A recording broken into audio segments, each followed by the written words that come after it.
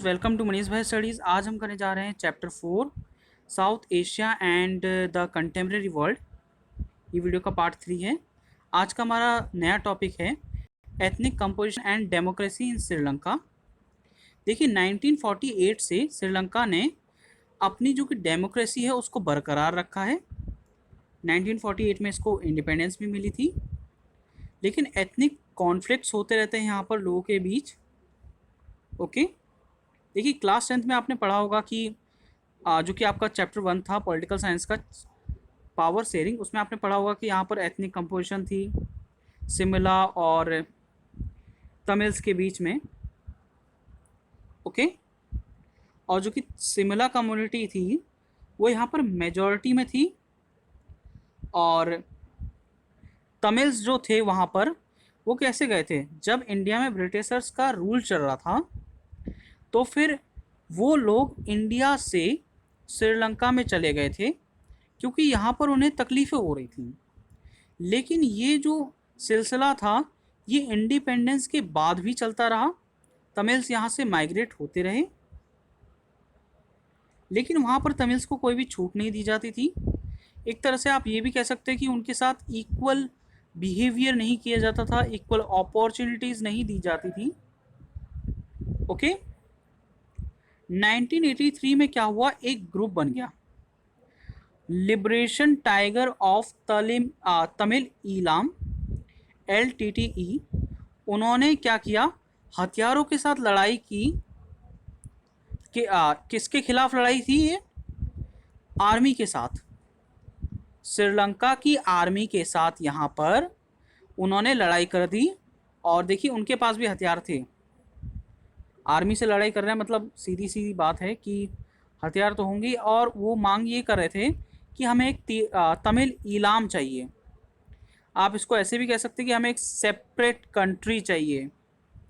Okay, अब जो LTTE थी वो श्रीलंका का नॉर्थ ईस्टर्न पार्ट को कंट्रोल करती थी।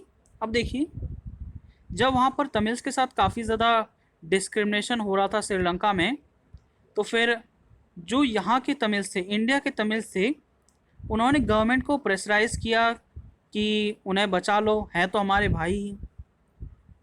इंडियन गवर्नमेंट ने काफ़ी बार श्रीलंका के साथ मीटिंग करनी चाहिए, लेकिन 1987 में जाके ये हो पाया।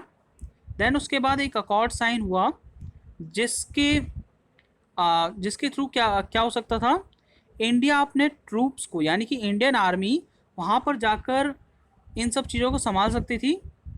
तो इंडियन आर्मी ने जाकर वहाँ पर LTTE को ख़त्म किया। ओके, लेकिन ये यहाँ पर देखिए श्रीलंका को ये चीज़ बिल्कुल भी अच्छी नहीं लगी, जो कि श्रीलंकन से उनको ये बात हजम नहीं हुई। उन्होंने कहा कि हमारे ही लोगों को, क्योंकि वो तमिल से, लेकिन वो वहीं के सिटीजन से, आप इंडिया से यहाँ पर आ रहे हो और LTTE वालों को मार रहे हो, यानी कि हमारे ही लोगों को मार रहे हो। तो फिर ये उन्हें अच्छा नहीं लगा। लेकिन 1989 में IPKF को अचीवमेंट मिल गई। ओके, और ये कुछ कंट्रीज़ हैं जिन्होंने श्रीलंका को समझाने की कोशिश की। कुछ आइसलैंड्स हैं, नॉर्वे और Iceland try to bring their warring groups back to negotiation. Okay, अब देखिए इसके बाद कॉन्फ्लिक्ट एक एंड पर आ गया, यानी कि ख़त्म हो गया। अब LTTE वो जो कि ऑर्गेनाइजेशन थी वो पराजित हो गई, यानी कि हार गई 2009 में। लेकिन देखिए इन सब कॉन्फ्लिक्ट्स के बावजूद भी जो श्रीलंका की इकोनॉमिक ग्रोथ है वो काफ़ी अच्छी रही है, और वहाँ पर ह्यूमन डेवलपमेंट भी बहुत अच्छी तरीके से हुआ है।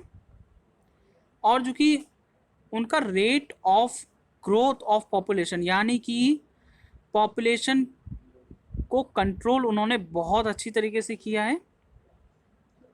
ओके, और जो कि उनकी पर कैपिटा इनकम है वो भी काफ़ी अच्छी खासी है, और GDP ग्रोथ भी बहुत अच्छी है। और उन्होंने एक डेमोक्रेटिक पॉलिटिकल सिस्टम को बनाए रखा है। तो अब हमारा नया टॉपिक है इंडिया पाकिस्तान कॉन्फ्लिक्ट। देखिए, कश्मीर इशू हमेशा चलता है, पाकिस्तान समझते हैं, पाकिस्तानी लोग समझते हैं कि कश्मीर उनका है, लेकिन एक्चुअल में क्या हुआ था, हरी सिंह ने ये साइन कर दिया था कि हम लोग इंडिया के साथ मिल रहे हैं। हरी सिंह वहाँ के राजा थे। वैसे मैं ज़्यादा डीप में नहीं जाऊँगा, ये बहुत बड़ा टॉपिक है। अब देखिए, इंडिया और पाकिस्तान के बीच लड़ाई हुई थी 1947 और 1948 में कश्मीर को लेकर। ये पहला कश्मीर वॉर है। देन 1965 में दूसरा कश्मीर वॉर हुआ, लेकिन फिर भी कश्मीर ये जो कि मैटर है वो सॉल्व नहीं हो पाया। देखिए, 1971 में, जिस तरह से मैंने आपको पिछले पार्ट में बताया था कि बांग्लादेश को आज़ादी दिलाने के लिए इंडियन आर्मी ने पाकिस्तानी आर्मी से लड़ाई की थी, तो फिर ये भी एक वॉर ही है जो कि रिलेशंस को थोड़ा सा दुश्मनी वाला बना देती है इसे। अब देखिए, 1990 में कुछ न्यूक्लियर क्राइसिस हो गई। 1998 में देखिए, पहले क्या हुआ, पाकिस्तान ने इंडिया पर आक्रमण किया। दैन उसके बाद 1998 में अब पोखरान और ये एक जगह है, उस पर इंडिया ने न्यूक्लियर अटैक कर दिया। देखिए, यहाँ पर इंडिया की एक बात बहुत अच्छी है कि वो पहले कभी भी हमला नहीं करता है। अगर उस पर सामने से कभी हमला होता है तभी वो हमला करता है। ओके, ये इंडिया की काफ़ी अच्छी बात है। अब देखिए, कुछ दिनों के बाद पाकिस्तानी आर्मी ने पाकिस्तान ने किस तरीके से रिस्पॉन्ड किया। उन्होंने एक न्यूक्लियर टेस्ट किया चगाई हिल्स पे, लेकिन फिर भी टेस्ट ही तो था, और क्या था। अब देखिए, इंडियन गवर्नमेंट हमेशा उन्हें ब्लेम करती रहती है कि जो कश्मीर में आतंकवाद है उसे पाकिस्तान बढ़ावा देता है, हथियार देकर, ट्रेनिंग देकर और पैसे देकर। ओके, अब देखिए, 1985 से लेकर 1995 तक पाकिस्तान ने जो ये हमारा खालिस्तान का मामला चल रहा था। एक्चुअली खालिस्तान यहाँ पर पंजाब अलग होना चाहता था। खालिस्तान यानी कि खालसा एक तरह से। ओके, तो फिर वहाँ पर जो कि मिलिटेंट ग्रुप्स थे उनको भी पाकिस्तान सपोर्ट कर रहा था, ये इंडियन गवर्नमेंट का मानना था। ओके, अब देखिए, इंटर सर्विस इंटेलिजेंस ISI, अब इन पर भी आरोप लगे कि जो इंडिया में जो दंगे फसाद होते हैं इनमें कई बार इनका हाथ होता है। लेकिन मैं आपको एक बात बताना चाहूँगा कि हर एक देश के जासूस हर एक देश में फैले हुए हैं, इसमें कोई बड़ी बात नहीं है। आपका ये टॉपिक यहीं पर ख़त्म होता है। Thank you very much. Video अच्छी लगी हो तो लाइक कीजिए, शेयर कीजिए एंड सब्सक्राइब कीजिए। जय हिंद, जय भारत।